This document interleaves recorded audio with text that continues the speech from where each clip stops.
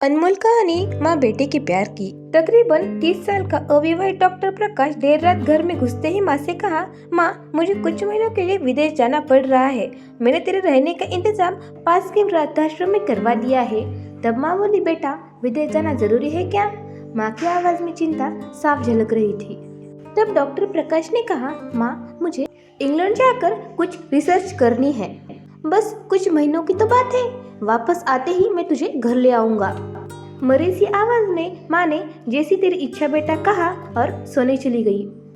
दूसरे दिन सुबह सुबह डॉक्टर प्रकाश माँ को वृद्धाश्रम में छोड़ आया। वृद्धाश्रम में शुरू हर व्यक्ति के चेहरे पर जिंदगी के प्रति हताशा और निराशा साफ झलकती थी, लेकिन जानकी देवी जी के चेहरे पर कोई भी शिकन न थी। एक दिन आश्रम में बैठे कुछ बुजुर्ग बातें कर रहे थे। उनमें 3-4 महिलाएं भी थी।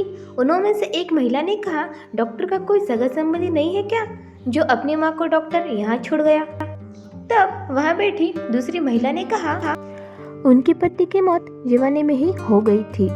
तब प्रकाश लगभग 5 साल का होगा। पति की मौत के बाद उनके खाने के और रहने के भी लाले पड़ गए थे। तब उनके किसी भी रिश्तेदार ने उनकी मदद नहीं की थी। जानकी देवी ने दूसरों के घर में झाड़ू पोछा करके अपने बेटे प्रकाश को पढ़ाया लिखाया, और वो भी पढ़ाई लिखाई में बहुत होशियार था, तभी तो वह डॉक्टर बन गया। वृद्धाश्रम में करीब 6-7 महीने गुजारने के बाद एक दिन जानकी देवी जी ने वृद्धाश्रम के संचालक शर्मा जी के ऑफिस से अपने बेटे को प्रकाश को फोन किया और उससे पूछा, बेटा कि तुम इंडिया आ गए हो या अभी भी इंग्लैंड में ही हो? तब उसने कहा, माँ मैं अभी भी इंग्लैंड में ही हूँ। अब तो जानकी देवी जी जब भी फोन करती तभी उसका यही जवाब होता कि माँ मैं इंग्लैंड में ही हूँ, जब भी इंडिया आऊंगा तब तुम्हें बताऊंगा। इस तरह 2 साल गुजर गए।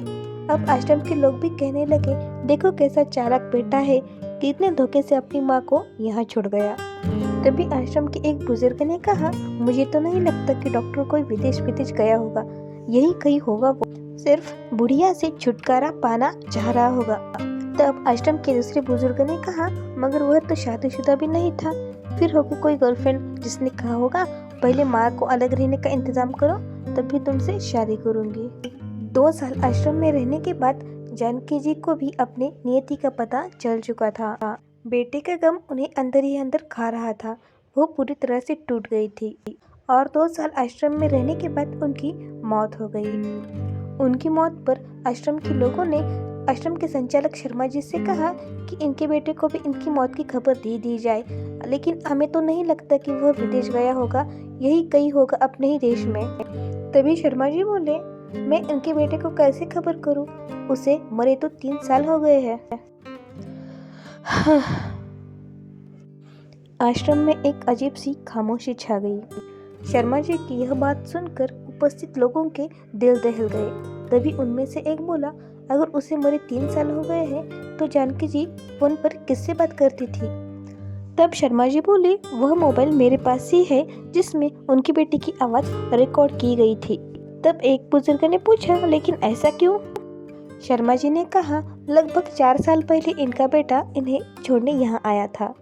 तब उसने मुझे बताया कि उसे ब्लड कैंसर है और आखिरी दिनों में उसे बहुत तकलीफ होगी। उसके नाक और मुंह से खून आएगा। उसकी माँ यह तकलीफ बर्दाश्त नहीं कर पाएगी, वह तो जीते जी ही मर जाएगी। इसलिए उनके बेटे ने इन्हें वृद्धाश्रम में रखा था। उनके बेटे ने उनका फ्लैट और कुछ सामान वृद्धाश्रम को दान में दे दिया था। यह बातें सुनकर वहां उपस्थित सभी लोगों की आंखें नम हो गई। जानकी देवी जी का अंतिम संस्कार आश्रम में ही करवा दिया गया।